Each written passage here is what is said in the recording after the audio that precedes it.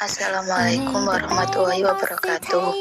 Kami dari kelompok 3 yang beranggotakan Maulida Nur Aziza, Nabila Anjani, dan Nurma Yunitasari akan mempresentasikan tentang metabolisme protein. Apa sih protein itu? Protein adalah senyawa organik kompleks berbobot molekul besar yang terdiri dari asam amino yang dihubungkan satu sama lain dengan ikatan peptida. Struktur protein mengandung N 15,30 sampai 18%, C 52,40%, H 6,90 sampai 7,30%, O 2123,50%, S 0,8 sampai 2%. Di samping C, H, O atau seperti juga karbohidrat dan lemak, dan S kadang-kadang B, F, E, dan CU atau sebagai senyawa kompleks dengan protein. Sumber protein antara lain terdapat pada daging, ikan dan telur, serangga, produk susu, biji, dan kacang-kacangan. Dari pengertian tersebut dapat diambil kesimpulan bahwa protein adalah salah satu zat yang paling utama terkandung dalam makanan yang mempunyai fungsi sebagai sumber energi dan protein, termasuk zat gizi yang dibutuhkan untuk metabolisme dan kesehatan tubuh. Sumber protein dapat diperoleh dari makanan, baik dari sumber hewani atau nabati. Protein albumin. Protein albumin larut dalam air, terkoagulasi oleh panas. Contohnya adalah albumin telur dan albumin serum. Protein globulin. Globulin tidak larut air, terkoagulasi oleh panas, larut dalam larutan garam, mengendap dalam larutan garam, konsentrasi meningkat. Contohnya adalah iksosinogen dalam otot. Protein glutein. Protein glutein tidak larut dalam pelarut netral, tapi larut dalam asam atau basa encer. Contohnya seperti histo dalam HB. Protein histon. Histon larut dalam air, tidak larut dalam amonia encer. Contohnya adalah histon dalam HB. Protein protamin. Protein protamin larut dalam air dan tidak terkoagulasi oleh panas. Contohnya salmin dalam ikan salmon. Yang selanjutnya akan disampaikan oleh teman saya. Baik, saya Maulida Nur Aziza akan menjelaskan subbab selanjutnya, yaitu manfaat protein. Protein memiliki manfaat sebagai sumber energi. Manfaat protein bagi tubuh yang utama adalah sebagai sumber energi, sama seperti karbohidrat dan lemak.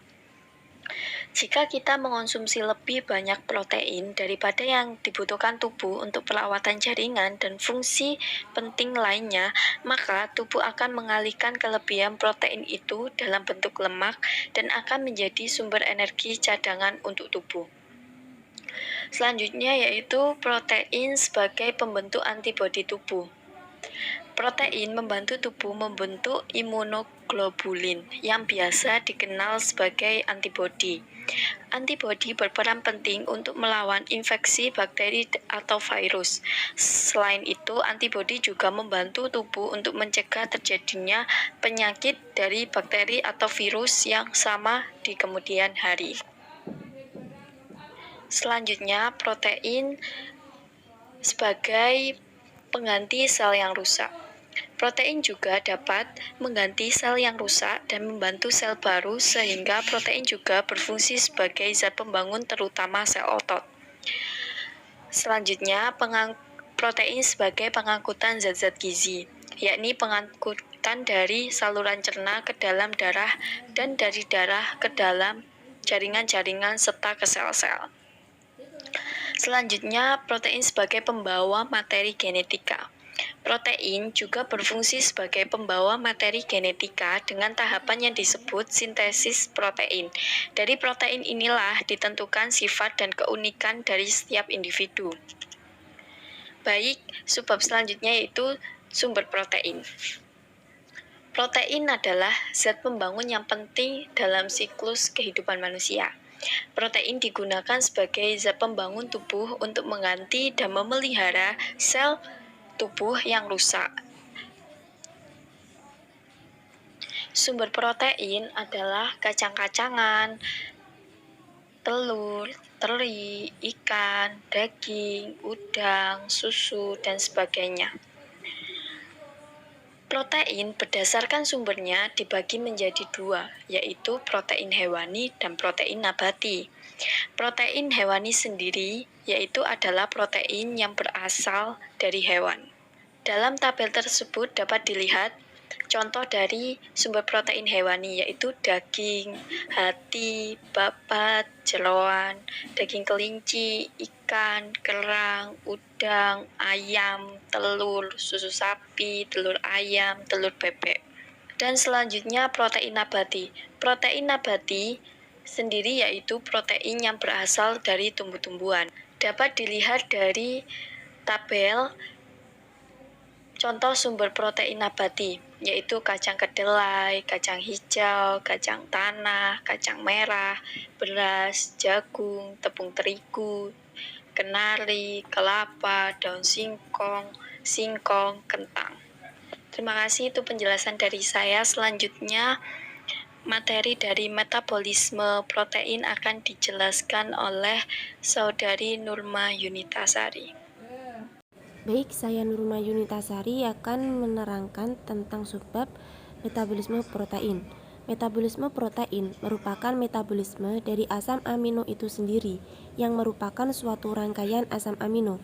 Protein tersusun dari asam amino, terdiri dari N, nitrogen. Nitrogen berada dalam tubuh yaitu melalui protein. Protein tidak bisa disimpan sebagai jaringan, oleh sebab itu harus dipecah terlebih dahulu. Karena protein merupakan senyawa kompleks dan dipecah menjadi molekul-molekul protein, berikut ini adalah proses metabolisme protein. Yang pertama yaitu sintesis protein, yang disebut juga sebagai biosintesis protein, adalah ronde pembentukan partikel protein dalam bahasa biologi molekuler yang di dalamnya melibatkan sintesis RNA yang dipengaruhi oleh DNA. Dalam ronde sintesis protein, molekul DNA adalah sumber pengkodean asam nukleat untuk menjadi asam amino yang menyusun protein, tetapi tidak terlibat secara langsung dalam rondenya. Yang kedua yaitu transkripsi protein. Transkripsi merupakan proses pembentukan molekul RNA dengan menggunakan DNA sebagai cetakannya. Tidak semua bagian DNA akan ditranskripsikan, tetapi hanya bagian tertentu saja. Bagian tertentu tersebut disebut dengan gen. Keseluruhan DNA, baik gen maupun sekuensi DNA, bukan penyandi yang dikandung oleh suatu organisme disebut dengan genom. Yang ketiga yaitu translasi protein, merupakan proses sintesis di dalam sel. Dalam proses translasi asam amino akan dirangkaikan dengan asam amino lainnya untuk membentuk rantai polipeptida atau protein. Jenis asam amino yang dirangkaikan ditentukan oleh urutan nukleotida yang terdapat pada molekul mRNA.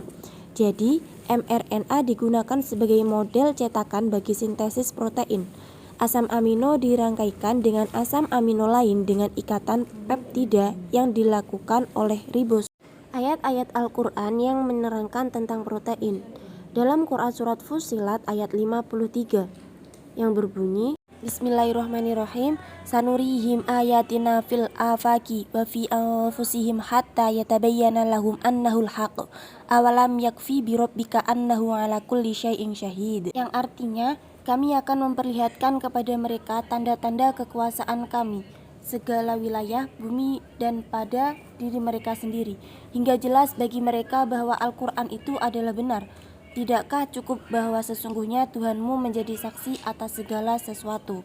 Yang kedua yaitu dari surat Al-Maidah ayat 88 yang berbunyi, Bismillahirrahmanirrahim, wa kulu mimma razaqakumullahu halalan thayyiba wattaqullaha alladzi antum bihi mu'minun, yang artinya, dan makanlah makanan yang halal lagi baik dari apa yang Allah telah direzekikan kepadamu, dan bertakwalah kepada Allah yang kamu beriman kepadanya. Sekian dari kelompok kami. Jika ada kurang lebihnya kami mohon maaf. Wassalamualaikum warahmatullahi wabarakatuh.